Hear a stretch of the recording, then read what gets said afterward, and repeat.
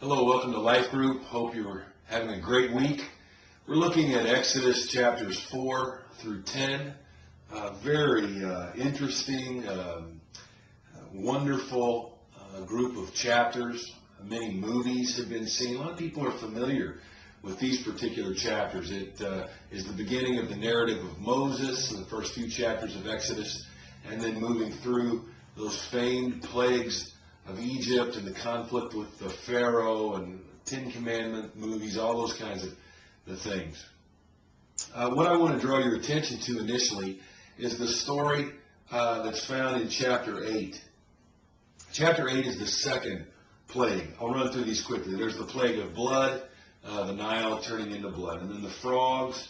And what's interesting about those two is it happened for everyone, and the magicians were able to copy it.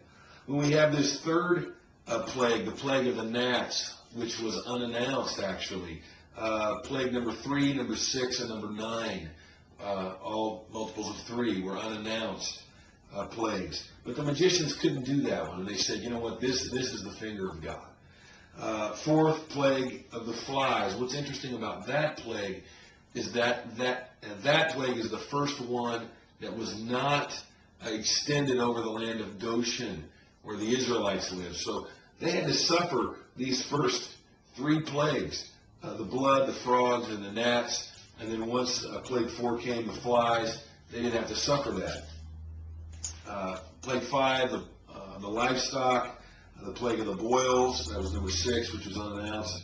The hail that had destroyed everything in the land, that's 7. Number 8 is the locust. Number 9 is darkness. And 10, of course, the death of the firstborn in any house that was not covered by the blood. One other thing, I know there's commentary, we may talk about it a little bit within this session, but the hardening of Pharaoh's heart. 9 times, I believe that's correct, 9 times it's mentioned God hardening his heart, and 9 times it's mentioned Pharaoh hardening his heart. However, in the first 5 plagues, Pharaoh hardened his heart. If you read that carefully, you'll see in the first 5 plagues, Pharaoh hardened his own heart, and it's in plague number 6, verse 12 of chapter 9, that the Lord hardened Pharaoh's heart, and he would not listen to Moses and Aaron. So, little overview there. But I want to take us to chapter 8. Let's look at the second plague, the plague of the frogs. Verse 5, let me just read out of the NIV a few verses here. Then the Lord said to Moses, tell Aaron, stretch out your hand with your staff over the streams and canals and ponds and make frogs come up on the land of Egypt. So Aaron stretched out his hand over the waters of Egypt, and the frogs came up and covered the land. But the magicians did the same things by their secret arts. They also made frogs come up on the land of Egypt.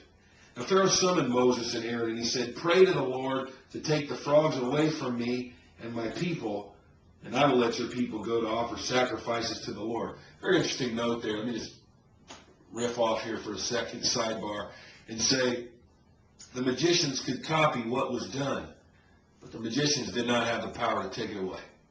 They did not have the power to bring deliverance. Verse 9, Moses said to Pharaoh, this is beautiful, I leave to you the honor of setting the time for me to pray for you and your officials and your people, that you and your houses may be rid of the frogs, except for those that remain in the Nile. So essentially in verse 9, he says, okay, Pharaoh, fine.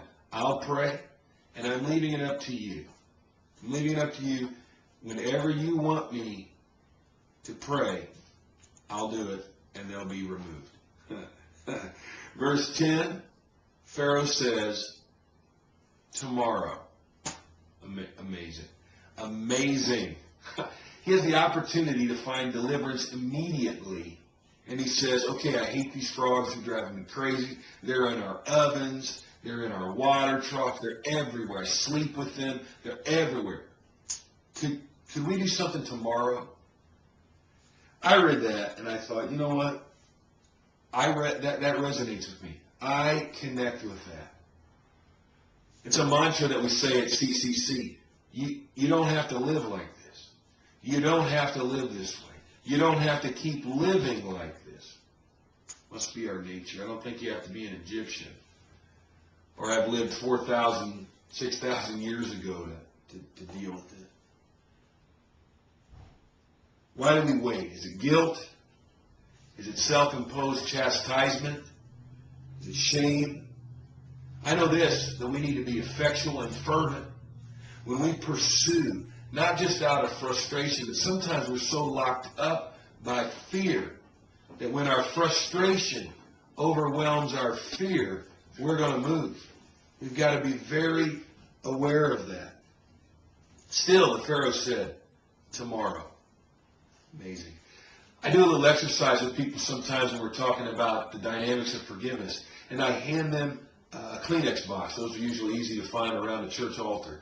And I hand them a Kleenex box, and I say, okay, here's the offense. You get to drop it whenever you want. I say, 1, 2, 3. They drop it. I said, okay, let's try it again. 1, 2, 3. They drop it. I said, okay, let's say it one more time. You dropped your offense, and now life gives it back to you. And I kind of walk up behind them and hand it to them, give it back to them. I say, now it's up to you. And I'm telling you that easily 5 out of 10 times, and maybe 7 out of 10 times, people will stand there and hold it. They will look at that Kleenex box, they will look at me, and then they drop it. They always drop it. But they wait until, proverbially, tomorrow. I resonate with this Pharaoh that waited until tomorrow for freedom.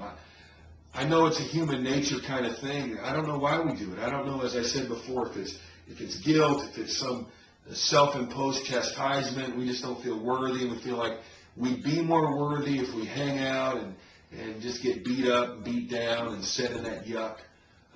I also resonate with Pharaoh when he let them go incrementally. You know, first of all, he's like, okay, well, here's what I'll commit to you. I'll give you the men. They can go.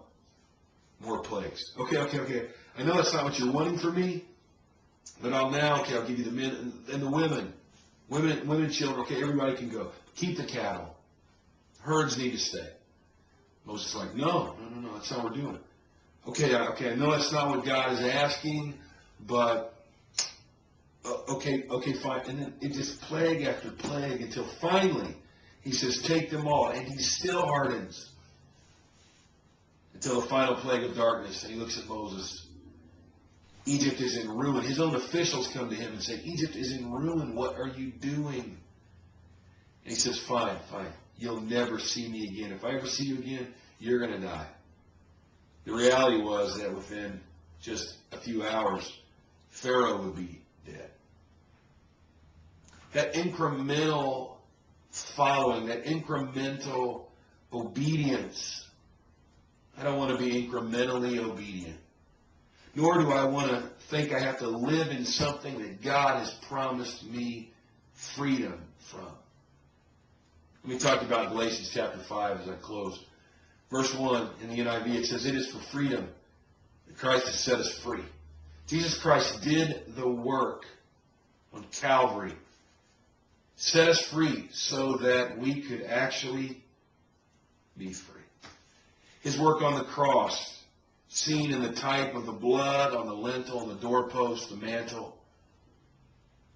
God did a work for us. I pray that you can embrace that today and that you wouldn't say tomorrow. When the pastor says, you ready to be free? Tomorrow. When the Word of God says, are you ready to be free? Oh, I am. How about tomorrow? When Jesus talks to you, when the Spirit of God speaks to you, it says, are you ready to be free? I've got a gift for you. And you say tomorrow. Ready? Ready, everybody? You don't have to live like that. And you don't have to live that way any longer. The freedom of Jesus Christ is near. You don't have to harden your heart. You can let yourself be soft. You don't have to be afraid. He's asking you to jump in a pool and there's some water in it. God's blessings are there. I pray that He would cover you. I pray He would strengthen you with faith, give you His mercy, and you be aware of it. Grace and peace to you this week. Let's say today. Today is the day of salvation. Let's say today. Blessings.